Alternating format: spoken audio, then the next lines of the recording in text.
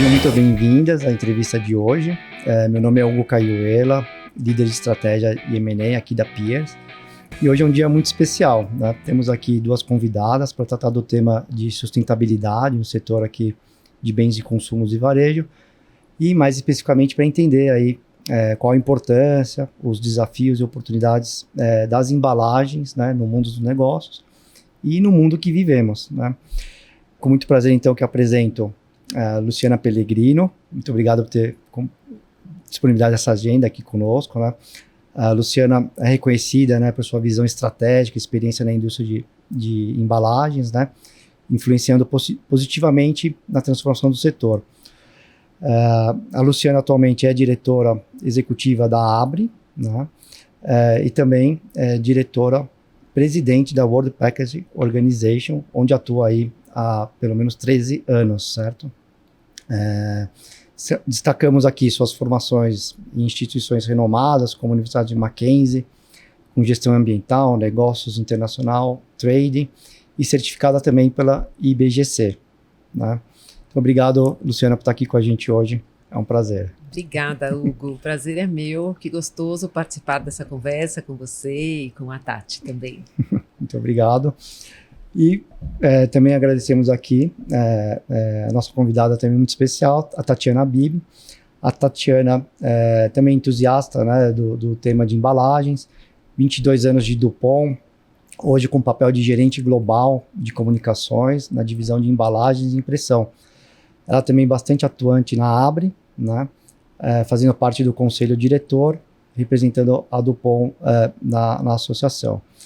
Destacamos suas formações na FGV, com MBA de Marketing, na Sustentar Escola de Negócios, na ESPM, com Gestão de Estratégia de Embalagens, né, curso aí ministrado pelo Fábio Mestrini. Obrigado. Então, obrigado, Tatiana, por estar aqui conosco hoje. Obrigada, Hugo. Um prazer. Muito bem. Então, nós vamos começar aqui,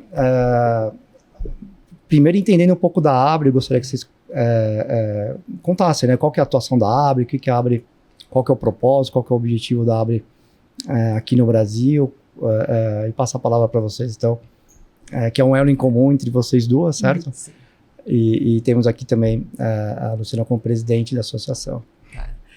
A Abre é a Associação Brasileira de Embalagem, que é a entidade empresarial que reúne essa cadeia produtiva e que representa formalmente essa cadeia produtiva. A associação já tem 57 anos de atuação, então bastante tradicional, bastante consolidada. E uma particularidade importante da Abre, que reflete daí muito bem esse papel transversal da embalagem na nossa sociedade, é que a Abre reúne como empresas associadas, empresas membros, que inclusive mantêm a entidade, empresas fabricantes de matérias-primas para embalagem, então as diferentes matérias-primas, os fabricantes de resinas plásticas, de celulose, vidro, aço, alumínio. Reúne também os fabricantes de insumos como tintas, vernizes, solventes, e fabricantes de embalagens propriamente ditos, então embalagens dos diferentes materiais, como eu já citei, e também embalagens primárias, que são aquelas que estão em contato com o produto, aquelas que falam com o consumidor, que estão ali na gôndola do supermercado, mas também fabricantes de embalagens que nós chamamos de secundárias, muitas vezes que agrupam, fazem um pack, um promocional. Embalagens que estão naquela ponta do caixa, na ponta da gôndola. Sim. As embalagens de transporte, fundamentais para viabilizar essa distribuição, e também empresas fabricantes de embalagens industriais. E todo esse ecossistema que apoia esse setor, como, por exemplo, a própria DuPont, que faz, então, a matriz para esse processo de impressão, as chapas que vão viabilizar a impressão num processo de flexografia na embalagem. Assim como outras tecnologias e tintas, solventes, que também são empresas que fazem parte. Mas a Abre vai além. Nós temos daí esse olhar também para o mercado. Então, temos como associados agências de design de embalagem que fazem essa conexão do mercado, consumidor, marcas, branding, e trazem todo esse conhecimento para o desenvolvimento de uma embalagem. E, por fim, as marcas. Então, temos como empresas associadas tanto o varejo, como hoje 2 redes, até vou citar o GPA e o iFood, mas também temos indústria de alimentos, indústria de bebidas, de cosméticos pessoais, de cuidados pessoais, de produtos de limpeza, pet food, construção civil, farmacêuticos. Acho interessante. E por que isso? Porque essas empresas, justamente, elas têm a embalagem como o elemento que viabiliza colocar o seu produto no mercado, valorizar a sua marca, passar a sua mensagem, trazer o seu propósito, o seu branding, criar valor, que é muito que a gente vai falar hoje, criar um diferencial justamente estratégico ali, tanto para o consumidor como para o varejo. Então, elas estão na associação, inclusive elas que fundaram a própria associação, para ter esse ambiente comum, para dialogar com a indústria e construir uma voz comum, uma única voz, esse alinhamento dos direcionamentos do setor, essa visão de futuro, mas um alinhamento presente também. O que elas precisam hoje? Como é que a indústria está apoiando a estratégia da marca? Quais são essas demandas? E aí a gente poder, a partir da associação, integrar toda essa cadeia produtiva.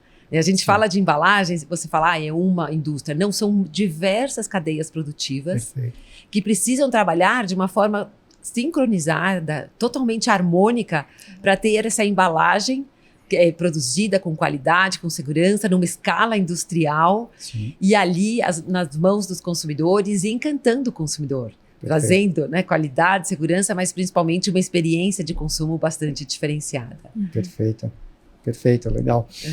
Não sei se a Tatiana quer complementar. Não, acho que eu só complementaria até como associada, né? Assim, acho que a visão que a gente tem de associado, a Dupont é associada da Abre, acho que desde o comecinho, é muito rico para uma indústria que está na pontinha, como um fornecedor de matéria-prima, né? Poder ter essa conexão com toda a cadeia de embalagem. Desde outros fornecedores de matéria-prima até os donos de marca, passando por quem converte a embalagem, passando, né, por os designers, né, enfim, todo esse grupo multidisciplinar de pessoas que se unem por temas, inclusive, que uma das coisas fortes que a Abre tem são os comitês, né, então assim, tem o comitê de cosmético, o comitê de pet food, tem o comitê de inovação, tem o comitê de sustentabilidade, então assim, essa indústria vai indo numa linha de se unir cada vez mais. E a Abre faz esse papel de uma forma muito brilhante. Interessante. Então, é uma indústria bastante ampla, né? Até mais do que eu imaginava, legal esclarecer. E aí eu já puxo até o tema. Poxa, qual o tamanho, então, dessa indústria, né? No Brasil, no mundo? Assim, se a gente pudesse compartilhar com quem está nos ouvindo, qual o tamanho desse negócio hoje? A indústria de embalagens no Brasil, e isso com base num estudo que a Abre realiza junto à Fundação Getúlio Vargas, já há mais de 20 anos, ela movimenta diretamente mais de 200 bilhões de reais. E isso diretamente, olhando então para essa indústria convertedora. Mas por trás dessa indústria de embalagens, justamente estão todas as indústrias que fornecem para o setor, mas indo além. Eu gosto sempre de falar que a indústria de embalagens é que viabiliza outros negócios, como a indústria de alimentos, como a indústria de bebidas, cosméticos, e que movimentam juntas mais de R$1 trilhão. E aí, olhando mundialmente, a indústria de embalagens movimenta em torno de 1 trilhão, 1,2 trilhões de reais, e vem crescendo, em média, 3,5% ao ano.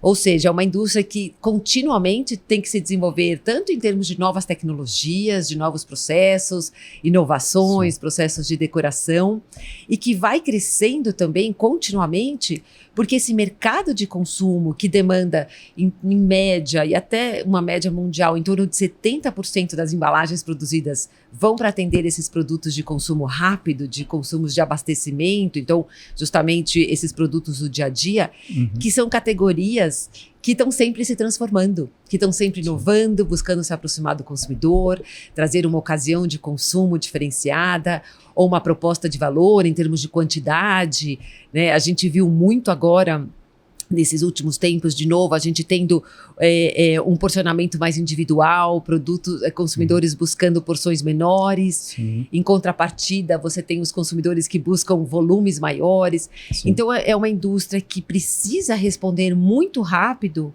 a essa demanda da indústria de consumos, que também responde muito rápido ao que o consumidor está buscando, ao que o consumidor está pedindo. Então, é uma indústria que, por si só, tem um movimento expressivo mundialmente e ela viabiliza setores muito maiores ainda, também na geração de faturamento.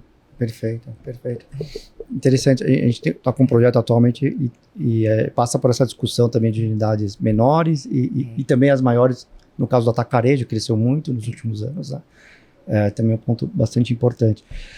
E aí eu gostaria de puxar um tema, então, sobre essas tendências, né? Então você já comentou um pouco do tamanho, né? Mas também gostaria de puxar as tendências na perspectiva de sustentabilidade, né? Que complementem aí as metas da ONU para 2030. Quando a gente pensa nessas metas, normalmente vem à cabeça a embalagem plástica, né? Que acho que é a primeira que vem à cabeça, mas também aberto a ouvir de outras categorias. O que vocês conseguem identificar ou exemplos, né, de discussões nesse sentido, em termos de neutralidade de carbono, ou mesmo da parte de reciclagem, né? Já conversamos até no passado, né, Tatiana? Como é que vocês estão vendo a tendência? O que está aqui no horizonte? Quando a gente fala tendência, só para calibrar, né, pode ser 10, 25, mas pensando aqui no horizonte mais de 3 a 5 anos, assim.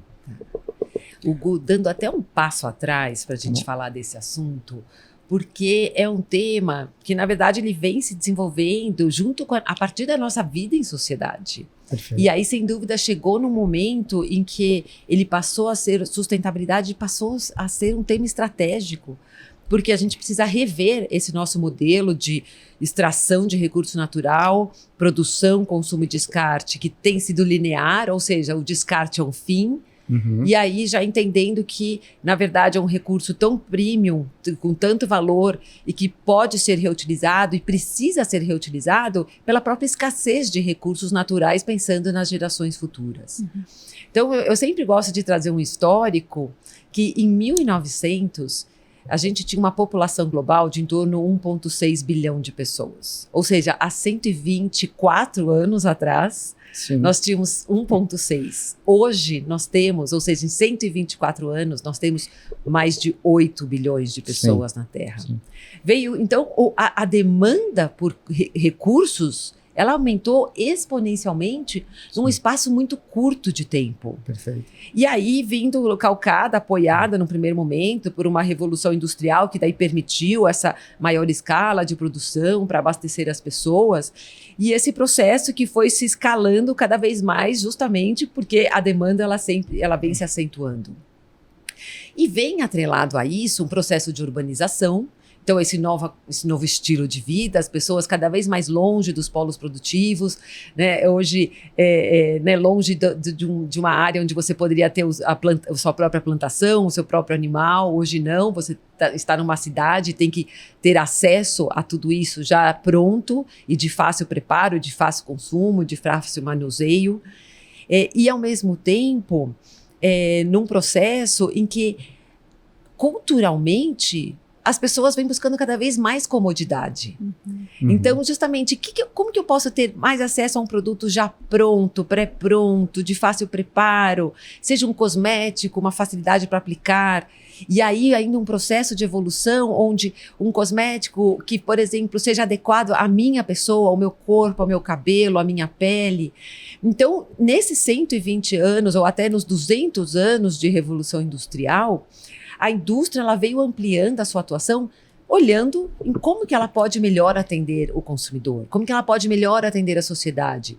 E esse olhar individual para cada pessoa, ele vem se acentuando ao longo dos anos, e com isso, uma diversificação dos produtos, uma diversificação da conveniência entregue a partir desses produtos, uma diversificação, e aí muito mais recente, dos canais de distribuição desses produtos, e sempre com um pano de fundo, conveniência. Conveniência, conveniência, conveniência.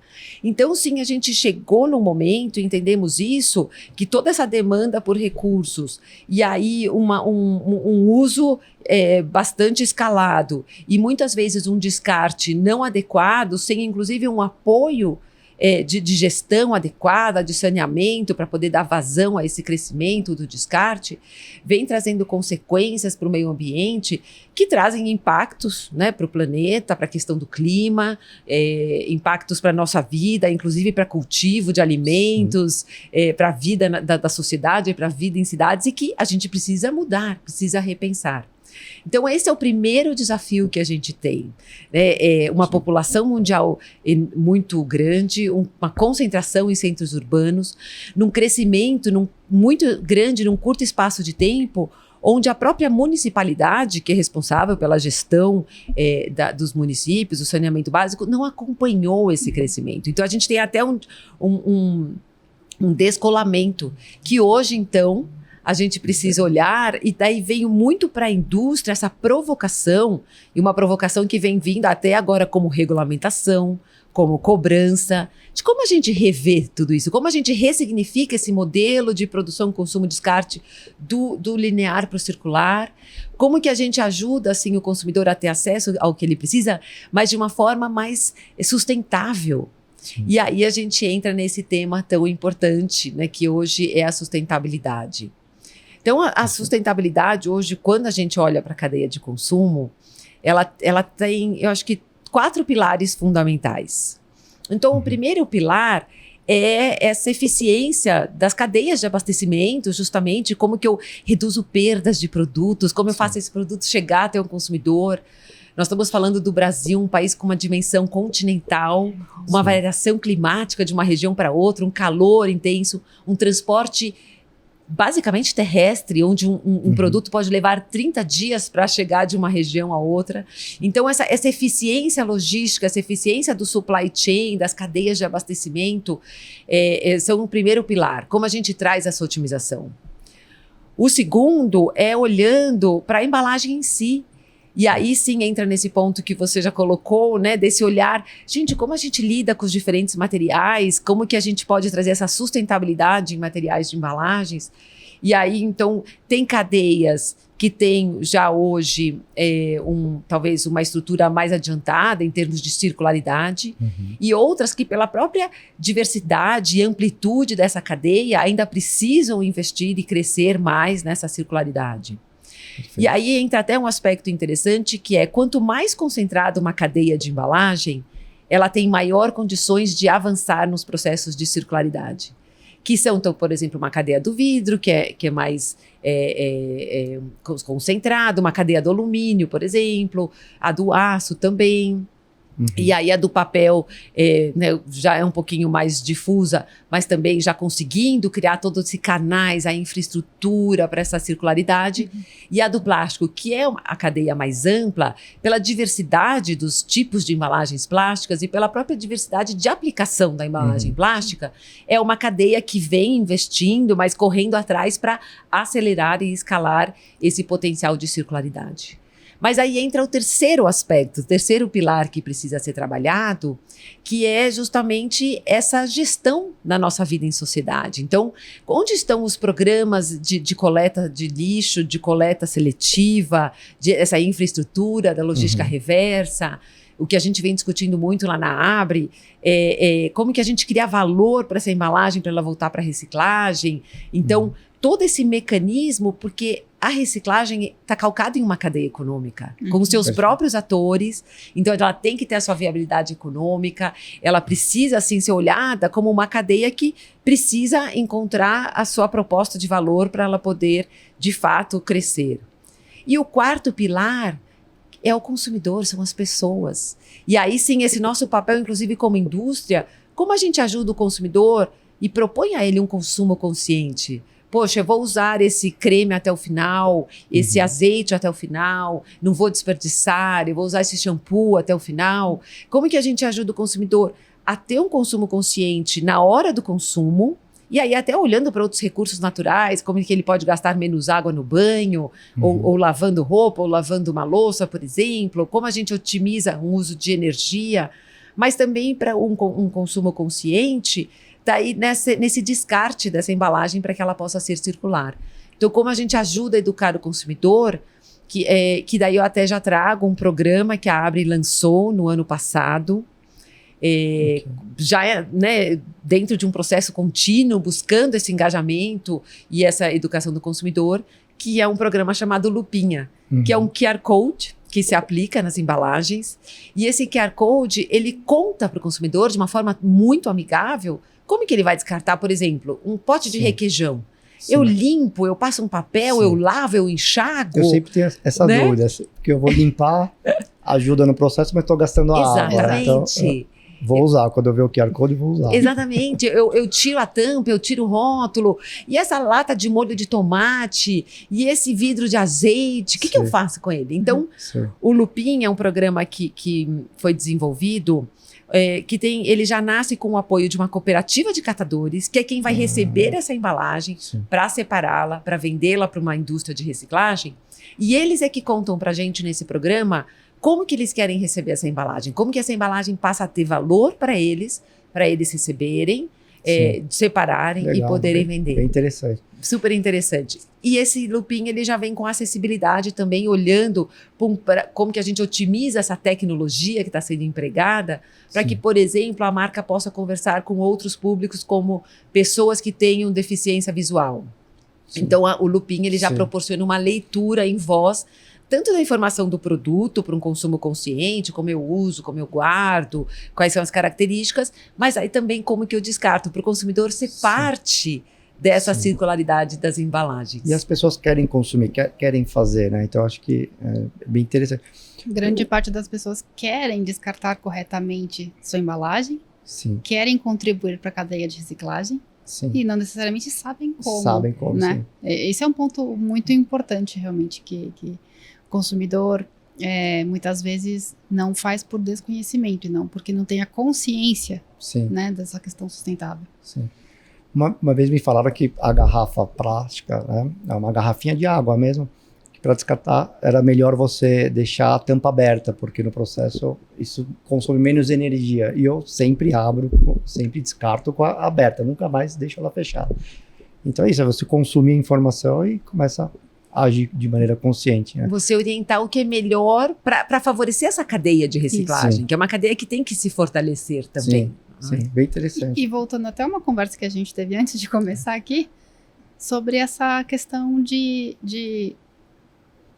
interligação multidisciplinar dessa indústria. Porque a tendência das embalagens, de tudo que a Luciana comentou, né? Se a gente for juntar tudo isso, a indústria conversando com o consumidor, conversando com o dono da marca, e tudo isso de uma forma muito interligada. Porque senão, não adianta o consumidor querer fazer um movimento, a indústria não fazer, ou a indústria fizer e o consumidor não fazer. Né? Então tem que ter esse alinhamento e essa comunicação muito fluida entre todos esses elos. Perfeito. Ou mesmo o consumidor, as marcas, mas aí a reciclagem num trabalho eficiente você quebra o elo. Então realmente tem todo o elo. E até puxando esse tema, agora tentando aqui buscar, né, exemplos de insights para empresas, né? Então, implementações de projetos, sustentabilidade, né? Qual que é a dificuldade das empresas, né? A gente discutiu aqui um pouquinho dos elos, mas também dentro das empresas, o marketing tem que conversar também com logística, que tem que conversar com a área de shopper, de análise de consumidor. Tem também dentro da empresa várias áreas, né? Vocês percebem essa dificuldade? Hugo, acho que você tocou no ponto... Coração do processo. Coração do desafio. Exatamente. Vamos colocar assim. As empresas, assim, o que a gente vai percebendo no dia a dia é que são vários silos. Cada área é isolada da outra, porque ela tem um foco muito específico, tem suas metas, suas cobranças e todos os seus desafios. E não há uma integração, muitas vezes, nesse diálogo. Sim. Muito mais num tema como esse que é ligado, e essa sustentabilidade, seja do produto, sem dúvida nenhuma, ou seja da embalagem, ou seja a partir dos propósitos e das metas da empresa. Sim. Então, muitas vezes a área de embalagens tem toda uma cobrança para entender como que a gente vai trabalhar a sustentabilidade aqui, por exemplo, em duas linhas hoje, que são as duas ondas que hoje puxam muito esse desenvolvimento e sustentabilidade, que se refere à pegada de carbono. Então, tem um olhar, como a gente consegue reduzir pegada de carbono, não só da embalagem em si, mas justamente nessa logística de distribuição do produto, quem sabe até numa forma de uso. Então, essa é uma demanda hoje muito relevante. Mas outra demanda relevante é essa circularidade. Sim. Porque, afinal, temos esse olhar de como a gente revaloriza esse material e o coloca de novo num processo produtivo, reutiliza essa matéria-prima e tem ganhos ambientais muito grandes nessa reutilização, muitas vezes. E a gente dá uma vida extra a esse recurso natural. E aí vai extraindo menos e principalmente vai descartando menos, né? Quando ele é circular, você tem um descarte menor, ou até muitas vezes uma reutilização, um reuso. E aí o que acontece é que essa pressão vem para uma área de embalagens, mas a embalagem, justamente a área de embalagem sozinha, ela não vai conseguir transformar uma proposta de valor daquele produto, a forma como ele se coloca, ou como que o valor se coloca, por exemplo, uma alternativa de uma reutilização, de um reuso, se o marketing não estiver conectado, se outras áreas, a área de varejo, a área de compras, inclusive, não estiver conectada. Sim. Então, hoje, o grande desafio que a gente entende é, se a sustentabilidade não for um propósito colocado pelo presidente da empresa, pelo CEO da empresa, direcionando que esse propósito tem que permear a forma como aquela empresa se coloca no mercado, a forma como aquela empresa coloca os seus produtos no mercado. Em todas as funções. Ele não vai permear todas as funções. Porque isso não vai ser como o briefing de todas as áreas ao mesmo tempo, pedindo que elas possam convergir a sua estratégia para esse objetivo da sustentabilidade. E isso não acontece, de fato, na grande maioria das empresas. Então, a gente vê, por exemplo, há muitos anos na Abre, justamente como uma entidade que representa o setor e busca criar essa voz comum direcionando o desenvolvimento do setor, nós criamos, junto com a política de resíduos sólidos, lá atrás, uma primeira simbologia, que a gente chamava de simbologia do descarte seletivo, que era um primeiro passo para ter uma comunicação harmonizada, para mostrar para o consumidor, descarte para reciclagem. Sim. Agora a gente está indo para o Lupinha porque a gente entendeu que tem que ser mais didático, tem que conversar mais com o consumidor. Mas naquele momento a gente desenvolveu uma simbologia. E aí, buscando então fazer com que marcas passassem a assumir aquela simbologia, numa tentativa de contato com a área de marketing de grandes marcas, a gente tinha uma resistência muito grande. Porque o marketing de uma empresa, ele tende a olhar a embalagem como insumo. Fala, não, gente, isso é área de compras. Sim. Isso é insumo, eu não olho para trás. É custo, né? É custo, é insumo, é suprimentos. Sim. Eu, como marketing, olho para frente, olho para o mercado, para o varejo e para o consumidor. Só que... na verdade, ele olha para o mercado e varejo consumidor e o que consolida esse olhar, porque o que vai consolidar essa entrega é a embalagem. Sim. Então, a embalagem, ela não é simplesmente um insumo e nenhum custo. Ela é o que tangibiliza a atuação e o propósito dessa empresa. Então, nós percebemos isso pessoalmente, a dificuldade de falar com o marketing para falar... Por que a empresa não passa a falar sobre esse assunto para o consumidor e inclui a simbologia do descarte seletivo para começar a educar o seu consumidor sobre a forma de descarte? E foram anos, então, onde a gente foi vencendo essa barreira. Na época, inclusive, assinamos um pacto setorial com o Ministério do Meio Ambiente para falar, nós vamos ter uma meta anual de marcas e produtos que vão passar a assumir a simbologia, e atingimos essa meta, mas já entendendo isso, que não há um diálogo e um objetivo comum. Então, tem que vir, sim, do CEO entendendo essa integração. Qual que é o propósito da nossa marca e como todas as áreas estão aliadas? Hoje em dia, contando até um case, aplicando um pouquinho esse processo desse desenvolvimento sustentável, a gente tem visto muito na nossa indústria, felizmente, novos processos colaborativos, reunindo, de fato, empresas de diferentes elos da cadeia para reunir esses times, para trazer esse olhar e essa provocação de qual que é o próximo passo, como a gente pode evoluir nesses nossos desafios de sustentabilidade na cadeia de consumo. Né? Não é uma sustentabilidade isolada na embalagem, mas na cadeia de consumo, como a gente traz esse produto de uma forma mais sustentável para o consumidor. E nesses processos colaborativos, hoje a indústria de embalagens, de materiais de embalagens, vem criando labs, onde justamente trazem todo um ambiente, tanto de inteligência em termos de processo e metodologia, de cocriação, de idealização e de inovação, e já também de todos os equipamentos de prototipagem para acelerar esse processo. E esses labs provocam que diferentes áreas de uma marca façam parte desse processo, desses dois dias de sprints de inovação. E acontece, Hugo, não só uma vez, mas algumas vezes, que no momento em que eles conseguem reunir, então, a área de marketing, a área de inteligência de mercado, a área de embalagens, a área de suprimentos, logística, as pessoas se apresentam naquele momento. Ah, você é a pessoa de marketing. Já entregou, já. Ah, você é o de logística. Como assim vocês estão se apresentando? Como assim? É triste, mas é verdade. Então, como que a gente pode criar uma linguagem comum, estratégica de uma empresa para que ela traga essa sustentabilidade na sua atuação frente a essa cadeia de consumo e não isoladamente cobrando da embalagem, mas como uma forma de se colocar no mercado, com novas formas, tanto de comunicar para o consumidor, educar o consumidor, propor um produto retornável, uma reutilização, um reuso. Como que ela pode pensar tudo isso se as áreas não conversam entre si? Exato. Sim.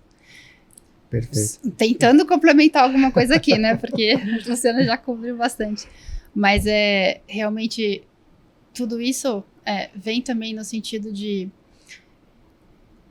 a embalagem no ponto de venda, né? No final das contas, ela é o resumo de tudo isso que acontece lá dentro da empresa. Perfeito. Quando ela chega no ponto de venda e o consumidor tem segundos para tomar uma decisão de compra, porque são menos de 10 segundos, né? Sim. A menos que a pessoa venha com uma marca na cabeça, quero esta marca, este produto, mas do contrário, ela vai olhar na gôndola, ela vai bater o olho em várias opções, algumas vão chamar a atenção dela pela embalagem, pela impressão da embalagem, pelo design da embalagem, pela forma da embalagem. Aí ela vai ver preço e ela vai decidir. Perfeito. Né? Então, somando a tudo que a Luciana comentou, tem o fator impressão também nisso, né? A impressão da embalagem tem um ponto fundamental na decisão de compra do consumidor. E realmente tem que fazer parte, para além da empresa, que eu acho que eu somaria isso, para além da empresa, ela tem que também olhar para a cadeia de valor que está em volta dela, no sentido de, bom, vamos fazer a embalagem, vamos imprimir a embalagem, né? O convertedor, enfim, toda a cadeia que está por trás disso também. Então, e de novo, multidisciplinaridade, integração, comunicação, né? Tem que acontecer, senão a embalagem, ela vende. Tem uma estatística que diz que mais de 90% dos produtos não tem nada além da embalagem para se vender. Sim, 90%. Mais de 90%. São menos de 10% que tem uma propaganda na TV, que tem algum tipo de campanha extra embalagem. Perfeito. Embalagem é a ferramenta de venda daquele produto. Se ela não for uma boa embalagem, aquele produto não vai vender. Assim, simples. Legal. Difícil e simples ao mesmo tempo, né? Mas é fato. E legal, tá? E você puxou um tema bastante estratégico, que é o preço, né? A gente tem acompanhado, tem umas estatísticas interessantes, recentes, no mercado americano, específico para isso, que diz que você anunciando, né, os seus produtos com a pegada de sustentabilidade, que pode ser diversas, né? Como a gente falou aqui, o carbono, a circularidade, os insumos renováveis, enfim, você consegue subir o preço, né? Até para compensar os investimentos que você teve e também ter alguma melhora ou não de margem, em 20%, 30%, até 40%, a depender da categoria. Isso para o mercado americano, né?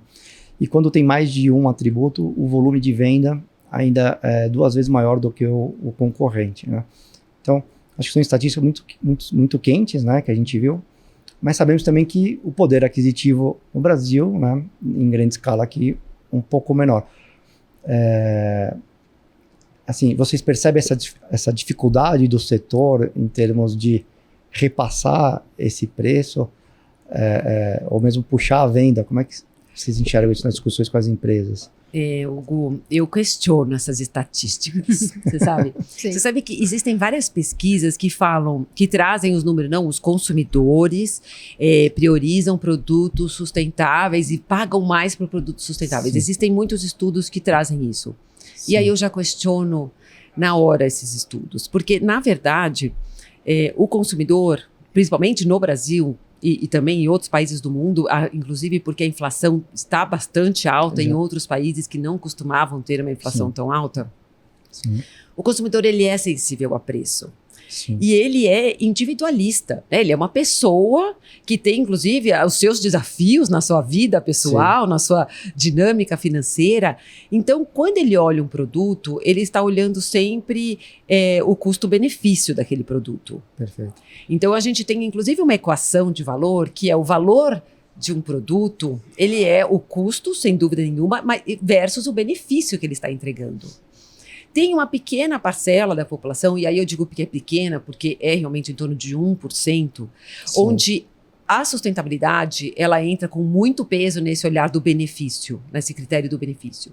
E aí esse 1% talvez até fale, olha, eu vou priorizar esse produto em detrimento do outro, porque eu sei que tem uma responsabilidade. Agora, a grande parcela da população, na verdade, já quer que a sustentabilidade venha intrínseca no produto. Né? O entendimento é que uma empresa ela tem a capacidade, inclusive a geração de valor, para incorporar essa sustentabilidade e entregar isso para ele. Perfeito. Nós fizemos recentemente um estudo na Abrio, nós chamamos de Observatório da Embalagem, que é um estudo que nós oferecemos para as empresas associadas com certa periodicidade, onde nós observamos o comportamento das pessoas. Então não é nem uma pergunta, mas é comportamento real. E você sabe que veio um diagnóstico super interessante sobre esse tema, que é: por que eu estou pagando pela sustentabilidade? E da onde veio isso? Isso veio, por exemplo, num serviço do próprio Uber, né, de contratação, né, de um serviço de transporte, onde a empresa começou a oferecer que o consumidor poderia pagar uma taxa extra para compensar as emissões de carbono daquela viagem. Sim. Aí também uma companhia aérea começou a oferecer, você paga uma taxa extra e compensa tal coisa. Sim. Então o consumidor começou a atrelar o seguinte: eu é que estou pagando pela sustentabilidade. Aluguel de carro comum também. E assim por diante. Então ele fala, gente, eu estou lidando com uma empresa que eu vejo nas notícias, nos jornais, na mídia, nas minhas leituras, nos meus cursos empresariais, que essa empresa tem tal performance, tal lucro, tal tamanho, tal rendimento, que os seus executivos têm tal bonificação, e eu estou pagando pela sustentabilidade. Então, o consumidor, ele não aceita que ele que tenha que pagar pela sustentabilidade. Ele espera que a empresa já traga essa consciência e essa proposta de valor para ele. Então, hoje, e a proposta de valor em sustentabilidade, ela é formada de uma forma bastante ampla, de uma forma, né, no subconsciente das pessoas que olham pelo todo. Essa empresa, ela foi acusada, por exemplo, de um trabalho escravo ou não, ou ela foi reconhecida pela qualidade do todo o apoio que ela dá para os seus colaboradores, ela é reconhecida pelo apoio que ela dá na comunidade que ela se encontra e outros programas sociais que ela apoia, ou é uma empresa que vem sendo questionada. Então, tudo isso vai criando uma referência dessa responsabilidade socioambiental daquela marca. Sim. E isso tem um peso muito grande para o consumidor. Nossa, essa marca ela é responsável, essa marca é consciente. E aí, no momento em que ele está olhando para uma categoria, e para cada categoria ele tem dentro da seu, de si já uma ideia de quanto ele quer gastar, quais marcas que ele gostaria de comprar, qual que é a proposta de valor para aquele tipo de produto, ele vai pesar, sim, nesse momento, essa visão mais global. Perfeito. Dessa perspectiva de marca. E aí, claro, que se a embalagem ainda trouxer um claim falando, olha, além disso, aqui você tem um poder de reutilização, de reuso, mas e ele vai olhar, isso é positivo, só que ele olha a partir da seguinte ótica: o que eu ganho com isso? Se eu reutilizo, eu economizo. Se eu reuso, eu economizo. Talvez se estiver concentrado, eu diluo, eu economizo. Então, a sustentabilidade hoje ainda vem com esse desafio de que ela precisa ser um valor também para a pessoa. E claro que também para o meio ambiente. Sim. Mas isso não pode estar calcado num preço mais alto. O preço mais alto, apesar desse estudo trazer uma informação diferenciada, o que a gente vem vendo é que o preço ele tem que sim ser compatível com toda essa proposta de valor que o consumidor já tem formado dentro de si. E essa percepção é mais Brasil ou vale para o mundo também? Tem alguma diferença? Não sei se Tem diferença, sim. O Brasil, o consumidor brasileiro é muito sensível a preço. Então é um consumidor que gosta de inovação, que gosta de novidade, que gosta dessa experiência de consumo, uma embalagem que traz alguma brincadeira, né, algo que ele tenha ali um momento de diversão ou que traga um valor para ele usar numa ocasião diferenciada, até que ajude a construir uma personalidade. Então o brasileiro tem sim, gosta, né, valoriza a inovação de produto, de embalagem, valoriza muito, mas é muito sensível a preço. Um consumidor europeu, por exemplo, já tem uma consciência, já por parte da cultura, da sua vivência, talvez até da educação, sobre os valores em sustentabilidade. Mas o consumidor europeu também foi afetado por uma inflação muito alta. O seu poder de compra foi bastante afetado. Então, ele olha, assim, para essa responsabilidade da empresa como um todo. Ele olha para esse custo-benefício que entra a sustentabilidade, inclusive em termos de eficiência, né? A gente tem que lembrar que sustentabilidade tem como pano de fundo eficiência. Então, ele fala, gente, isso é eficiente, não é? Mas ele vai olhar... Hoje em dia, ele está olhando mais para preço também. Poxa, legal. Muito bacana. Então, assim, se eu puder sintetizar aqui, nós vamos conversar com o CEO, ele quer tomar iniciativas. Então, a gente falou de pegada de carbono, circularidade, insumos renováveis, colaboração entre os elos da cadeia. E educação do consumidor. Educação do consumidor. E o preço, muita cautela aí, porque a sensibilidade continua alta e é quase que já esperado, né? Olha, o mundo mudou, as empresas têm que mudar, eu não posso financiar isso sozinho ou com a maior parte, né, desse custo, né. Então, o desafio não é fácil, tem que envolver várias áreas e, assim, não dá para repassar o preço. Eu acho que é uma mensagem forte aqui. É uma mensagem muito forte. Acho que existe, logicamente, um fator importante a ser mencionado, que é o nível de investimento que a empresa precisa colocar para cada uma dessas inovações em sustentabilidade que ela venha a trazer para o consumidor. Acho que isso, de alguma forma, também precisa fazer parte do consciente do consumidor. A inovação não vem de graça. Ela precisa de um nível de investimento normalmente alto, né, por parte das empresas. Sim. Então, esse balanço, que eu acho que é o mais importante, é assim, não dá para repassar 100% para o consumidor. Mas o consumidor precisa ter a consciência de que a empresa investiu para que isso acontecesse. Então, assim, equalizar os preços de uma forma que não fique uma coisa gritante, que acho que o que acontece muitas vezes é a empresa faz um investimento, só que aí vai colocar um preço completamente diferente do preço de mercado daquela categoria. Sim. Aí o consumidor vai olhar e falar assim, bom, eu tenho a intenção de ser mais sustentável, de contribuir para esse movimento, mas, como a Luciana disse, de repente eu não tenho a condição de fazer isso. E aí acaba sendo impeditivo, não por intenção, e sim por condição.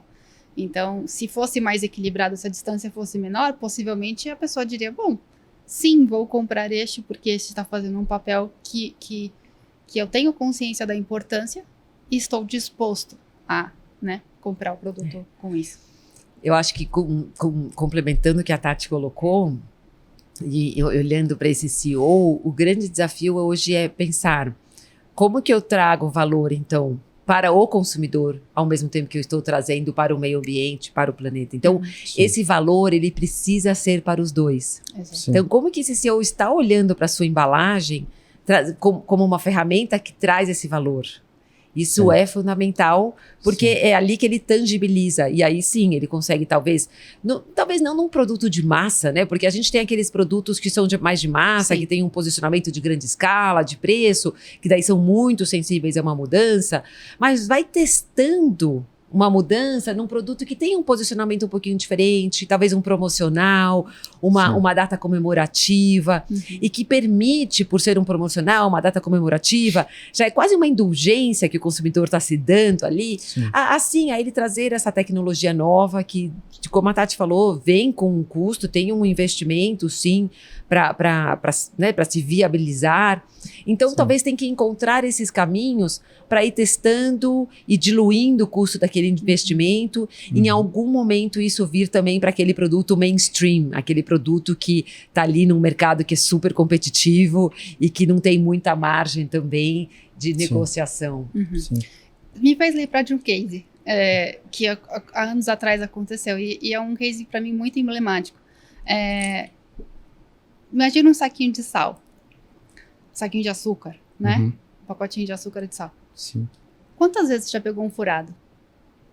Muitas. O que significa isso? Significa um produto que fica parado na gôndola porque ele não vai vender, significa perda de produto e significa perda em todos os aspectos, inclusive sustentabilidade. Sim.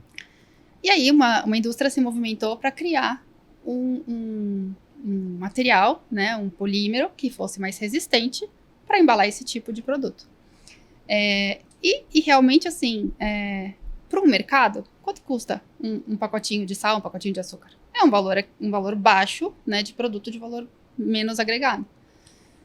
Mas, de novo, às vezes a inovação, eu falei aquela hora, né, de grandes investimentos, claro, depende muito da situação. Mas, às vezes, o pensar na embalagem de uma forma que vai trazer o valor para o consumidor, de uma coisa simples como essa, poupa uma energia da cadeia inteira e um desperdício da cadeia inteira de uma forma que, assim, vale a pena investir nisso. E se custar 2 centavos a mais essa embalagem, o consumidor não vai deixar de comprar esse sal ou esse açúcar porque custa 2 centavos a mais, né? E vai trazer um benefício gigantesco. E aí tem que contar para o consumidor esse benefício. Exato. Né? Muitas vezes, como essa área de embalagem, aquela que é suprimentos, aquela que é área industrial e não está conversando com o marketing, deixa de fazer com que esse investimento vire valor para o consumidor. Então, de novo, como eu transformo, e para contar para o consumidor, esse é o açúcar cujo saquinho nunca fura, essa é a embalagem que vai estar sempre selada. Como que você transforma nisso em algo que o consumidor fala? Você queria até um chavão, esse é o saquinho que não fura, esse é o que está sempre fechado, esse é o que não vou ter problema, que não vai esparramar na minha despensa, né? Não vai esparramar no meu carro. Então, transforma isso em valor. Exato. Cria, de novo, né? Nessa equação custo-benefício, qual que é o benefício que você está dando para esse consumidor? Exato. Ou pode até financiar no tamanho, né? Também, que a gente falou no começo, no tamanho. Por exemplo, no saquinho de sal, eu uso assim 1/10 do que tem ali. Exato. Aí fica 9/10 que desperdiça, né? Então, eu acho que é uma equação a empresa mesmo tem que, né, juntar, quebrar a cabeça aqui para achar a melhor equação. E, poxa, interessante. E na parte, assim, no fim, todas essas ações, essas percepções, o consumidor, acho que do jeito que a Luciana colocou, acho que foi muito interessante, o consumidor quer ver o valor da empresa, né? Qual o valor que essa empresa transmite, né? Não só na sustentabilidade, mas ele olha o todo. E assim, a gente vê que as pessoas estão cada vez mais atentas, né? Seja o consumidor, seja os analistas, a imprensa, né? E aí eu queria saber do tema do greenwash, até que a gente conversou aqui anteriormente. O Brasil está atento para esse tipo de situação? Como é que está o mercado em relação ao greenwashing, na opinião de vocês? Assim? Esse é um tema super em voga e muito importante, realmente, onde as marcas precisam tomar muito cuidado. Porque num momento em que sustentabilidade virou um tema presente na sociedade, né, como um todo, aquecimento global, justamente essa mudança climática, né, de diferentes formas, o consumidor vem ouvindo falar mais desse tema, né, animais, árvores, como a gente preserva, os incêndios, às vezes em áreas em reservas. Então, é um tema que o consumidor vem percebendo e aí as marcas, lógico, buscando se conectar com essa preocupação que paira, começaram a trazer informações de diferentes formas. E aí que nasceu, então, o greenwashing, porque essa informação começou a vir de uma forma não clara e muitas vezes não embasada, sem um embasamento. Sim. Então, quando a gente fala de embalagens, né, tem a questão da impressão, que a Tati falou, né, essa qualidade de impressão, essa apresentação de uma embalagem que realmente é quem desperta, pode despertar o desejo, chama a atenção do consumidor num ponto de venda, é quem realmente cria todo o branding daquela marca. Mas tem aí mais especificamente as informações que estão na embalagem. Então, a gente tem no Brasil uma legislação bastante severa, tanto pelo Inmetro, tanto pela Anvisa, o MAPA, quando é um produto de origem animal, que trazem as informações obrigatórias que a gente precisa levar para o consumidor. Hoje a gente tem essa nova rotulagem nutricional, inclusive, que até traz uma característica de uma forma mais clara sobre produtos alimentícios. Mas a gente tenta aí esse olhar para essa informação com algum cunho conectado à sustentabilidade que a empresa queira trazer. E essa informação, ela precisa vir embasada. Um site onde o consumidor possa buscar mais informações, um QR Code, como o próprio Lupinha, que a Abre disponibiliza para que o consumidor possa ter acesso e averiguar aquela informação. Porque hoje, uma informação que não possa ser averiguada, uma informação que inclusive seja ambígua, por exemplo, o meu produto, a minha marca, a minha empresa, a minha embalagem são amigos da natureza. Não existe esse termo, ser amigo da natureza, ou ele é verde, ou ele é sustentável. Na verdade, precisa ser mais preciso no qual que é o quesito que ele está trazendo. E inclusive o CONAR, hoje, ele tira do mercado embalagens que estejam trazendo alguma informação imprecisa, alguma informação que de alguma forma pode enganar o consumidor ou trazer justamente uma mensagem dúbia que o consumidor se leve a comprar, mas não era exatamente aquilo. Então, o olhar hoje ele é crítico porque ele pode trazer um prejuízo muito grande para a empresa em ter que tirar todo um lote de produtos do mercado, fazer aquele recall, aquele recolhimento. Então, é importante ter um embasamento da informação com a mensagem clara, onde eu trouxe a sustentabilidade. Sustentabilidade, ela não é uma matéria exata, ou é ou não é. Né? A gente falou bastante aqui nessa conversa que é um ganho numa redução da pegada de carbono, ou essa embalagem foi fabricada com matéria-prima reciclada, ou essa embalagem ela é reciclável, ela é reutilizável, ela é retornável. O que ela está trazendo? Ela tem justamente um processo de impressão diferenciado, ou até uma tinta, por exemplo, mas ela não rasga, ela preserva o produto por mais tempo. Então, tem que estar muito claro. E a gente desenvolveu, inclusive, uma ferramenta hoje para apoiar o setor, chamado Canvas, que traz justamente uma oportunidade da empresa colocar ali qual a embalagem que ela usa para colocar um produto no mercado. Eu quero colocar suco de laranja, eu quero colocar um refrigerante ou um shampoo, por exemplo. E essa ferramenta, ela lê a quantidade de materiais que estão sendo utilizados para colocar uma certa quantidade daquele produto no mercado, a característica desses materiais, e ela já aponta o que tem ali num diferencial. Ela tem um coeficiente positivo em emissões, ou ela é um coeficiente positivo em fontes renováveis de materiais, ou de reciclabilidade, ou de uso de material reciclado. Então, é importante que hoje a indústria busque ferramentas que possam embasar esse claim que ela vai trazer. Então, primeiro, saber se esse claim está atrelado ao propósito da empresa, que ganho que isso traz, qual a relevância desse ganho, tanto para a empresa, como para a sociedade, como para o meio ambiente. E aí, a partir disso, que ela comunique isso de uma forma clara e evite esse greenwashing. Eu até coloco, Hugo, que no site da Abre, que é abre.org.br, existem diferentes cartilhas disponíveis para download que trazem esse aprofundamento, nesse entendimento sobre sustentabilidade em embalagens e, inclusive, ferramentas, como um jogo do infinito, nós chamamos, né? Porque essa cadeia de consumo, o ideal é que ela não tenha fim, o material continue sempre em uso, que vai fazendo perguntas para ajudar a pessoa a pensar, nossa, eu pensei nesse quesito de sustentabilidade nesse momento da jornada dessa embalagem, ou desse produto, dessa distribuição, dessa venda, desse uso, né? Então, é uma matéria muito extensa, onde você pode ter, por exemplo, uma sustentabilidade por dosar o produto e evitar que você desperdice o produto. Então, esse jogo, ele ajuda a falar, você está otimizando o uso do produto? E ali talvez seja o quesito que você vai pôr um claim na embalagem. Eu tenho um dosador, você não vai desperdiçar, vai durar mais, vai render mais. Então, é muito importante hoje a indústria buscar esse apoio que já existe de forma gratuita, às vezes sim, a partir de uma consultoria, para que ela possa ser mais precisa nessa entrega do qual que é o quesito de sustentabilidade. Que ela quer ressaltar na embalagem, né? E só também, uma coisa que a gente não falou ainda, que é muito importante, que é o ecodesign. Hoje em dia, uma coisa muito importante nas embalagens é que já existe um movimento de pensar na embalagem de uma forma mais sustentável. Ou seja, nós vamos começar uma embalagem.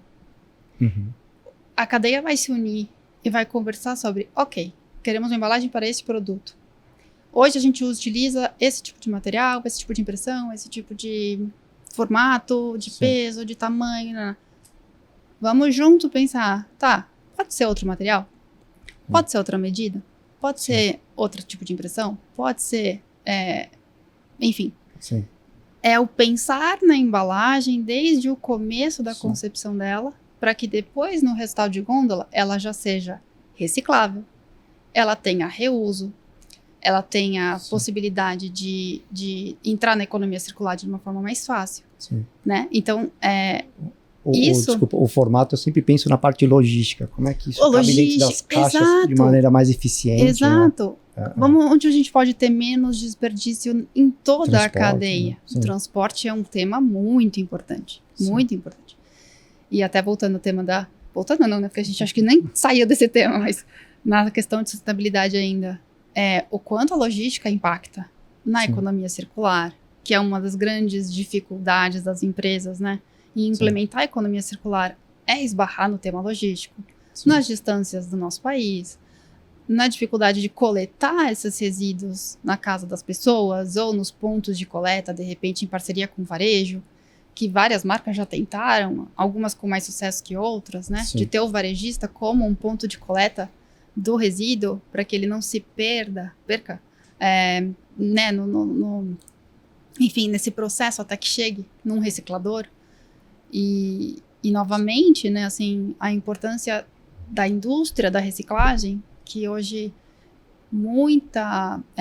uma grande parte dos insumos de matéria-prima são provenientes de reciclagem. Né? Tem alguns produtos, alguns insumos, papel, por exemplo, que grande parte vem de reciclagem. Já bem consolidado, Bem consolidado, né? O aço, PET. Alumínio, garrafas PET. Então, assim... Papel, cartão, papelão. Você né? tem uma indústria que Vidro. movimenta e impacta, inclusive, no preço, no custo do produto final, novo, porque parte dele vem da reciclagem. Então, quanto mais se recicla, mais se consegue contribuir para que não se tenha que trazer material virgem, né, para dentro do processo. Enfim, é tudo uma combinação. Por isso eu volto de novo, né? A gente falou tantas vezes. Essa integração é o coração de tudo isso. Realmente para a coisa vingar. Eu acho que a grande complexidade é que justamente está com esse crescimento populacional, centros urbanos, cada vez mais a gente tem uma dinâmica de vida em sociedade mais dispersa, mais diversa, mais complexa. E as empresas, então, precisam sim buscar esse caminho e essa integração, essa conversa, essa colaboração, esse pensar estratégico para já conseguir pensar em todas essas vertentes da nossa vida em sociedade. No que diz respeito à embalagem, tem um dizer que diz que a embalagem é um item industrializado que mais especificações precisa atender. Né, que é o processo de matéria-prima, é a qualidade de impressão e o processo em grandes volumes, é a distribuição, é a venda, sendo que até esse momento de venda uma embalagem não pode abrir, aí no momento que ela foi comprada ela tem que abrir, então são momentos até contraditórios, tem que preservar, então são tantas especificidades que precisam ser atendidas. E a gente tem trabalhado muito com cooperativas de catadores e a gente tem um parceiro específico chamado Toninho, quem ajuda a gente no projeto da Lupinha para descrever justamente como que aquela embalagem tem que ser encaminhada para reciclagem, para ter valor.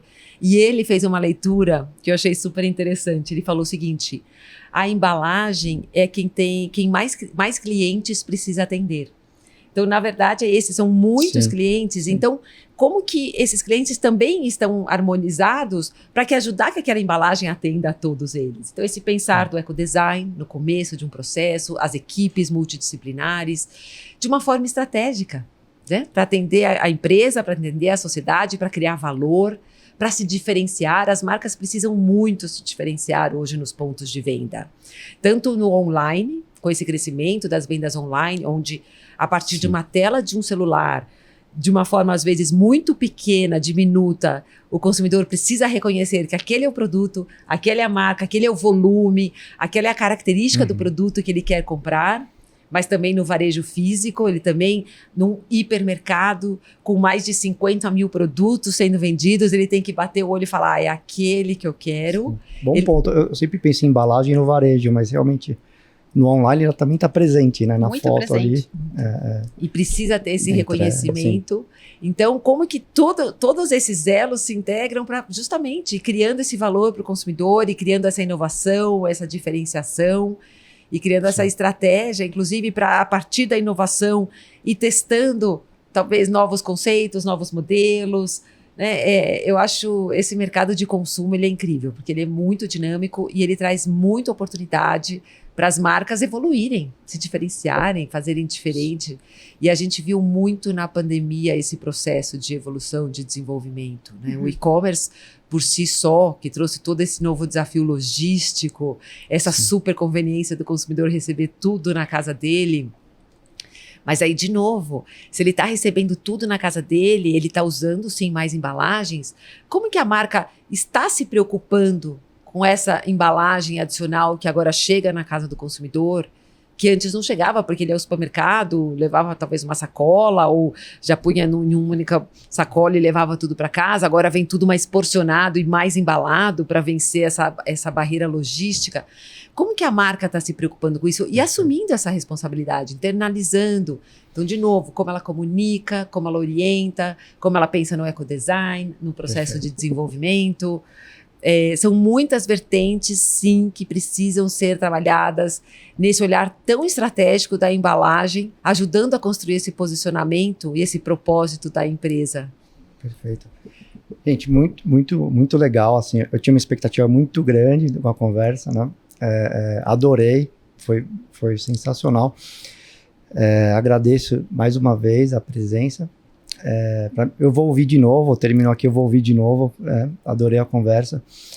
E para esse fechamento eu queria passar a palavra para vocês, assim, para vocês pontuarem os principais pontos da conversa que chamou mais atenção, de repente para não ficar repetitivo, né, a outra complementa, mas para a gente fazer um fechamento aqui da nossa conversa. Não sei quem quer pontuar, Vou começar dessa vez. Eu acho que, bom, primeiro, obrigada pela oportunidade. Sempre ótimo estar com a Luciana, aprender com a Luciana. Eu vejo que a visão de qualquer pessoa sobre embalagem, ela pode ser bastante mais ampla e positiva se a gente pensar que a gente mesmo, nós, seres humanos, nascemos de uma embalagem, né? O útero é uma embalagem, não deixa de ser uma embalagem, né? Sim. A gente foi cuidado dentro desse útero por alguns meses até que a gente saísse dele. Sim. Os produtos são a mesma coisa. A gente precisa, a maioria dos produtos, precisa de uma embalagem que consiga conservá-lo, que consiga mantê-lo, que consiga transportá-lo, que consiga fazê-lo chegar com segurança às nossas necessidades. Sim. Então, sempre há espaço para otimizar, sempre há espaço para melhorar, e a indústria está se movimentando fortemente nisso, né? Mas existe um lado que a vida não existe sem embalagem, né? O varejo não existe sem embalagem, e realmente cabe a cada um, estando ou não estando na indústria, né? Ter esse olhar de como que a gente consegue transformar algo que para alguns é um resíduo que não deveria existir, né? Sim. como algo que, na verdade, se for bem cuidado, é Sim. ouro, Sim. vale ouro, né? Sim. Então, acho que seria a minha mensagem final aqui dessa conversa. Obrigada, Hugo, pela oportunidade. A gente que agradece. Obrigado. Passo para a Obrigada Luciana a palavra também por também. essa oportunidade. Também sempre bom estar com a Tati, que é super entusiasta da nossa indústria. Mas muito boa a conversa. Falar sobre esse mercado de consumo é sempre super inspirador, né? Eu acho que é super instigante falar sobre esse mercado de consumo. E aí eu acho que eu resumo essa nossa conversa em 3 pontos, especialmente. Okay. O primeiro é essa intencionalidade nesse olhar da embalagem como uma ferramenta estratégica para a empresa, para ela agregar valor para os seus produtos, para ela agregar valor para o seu negócio, para ela endereçar o seu propósito a partir dessa embalagem. O segundo é também esse olhar da colaboração, desse olhar multidisciplinar, desse diálogo que precisa ser construído dentro de uma empresa com as diferentes áreas, dentro da cadeia, chamando os diferentes elos a partir desse processo de colaboração, junto a entidades de classe, associações de classe como a ABRE, que reúnem o setor, que apoiam o setor na construção desse diálogo, na harmonização de uma visão comum, para que haja uma concentração desse esforço a partir desse objetivo comum. E o terceiro pilar fundamental que a gente falou hoje é sobre essa comunicação com o consumidor. Uhum. Comunique o valor, traga um diferencial, converse com ele e de uma forma clara, de uma forma embasada. Para isso é preciso buscar conhecimento, para isso é preciso se aprofundar, sim, numa análise, num estudo, mas converse com ele e transforme todo esse diferencial em embalagem, seja a partir de uma inovação, de uma melhor qualidade, de uma melhor funcionalidade ou de um quesito específico atrelado à sustentabilidade, transforme isso em valor para a pessoa. Nós estamos sempre falando de pessoas, é uma pessoa que está comprando com seus ideais, com seus desejos, seus anseios, seus medos, suas necessidades. Então converse com essa pessoa e faça com que essa embalagem transmita o valor para essa pessoa, e aí, sem dúvida nenhuma, ele vai valorizar aquela marca. Legal, excelente. Gente, muito obrigado. Agradeço imenso aqui em nome da Peers, né? E foi muito bom ter vocês aqui. Espero que nos encontramos aí muito brevemente em outras ocasiões. Conte agradeço.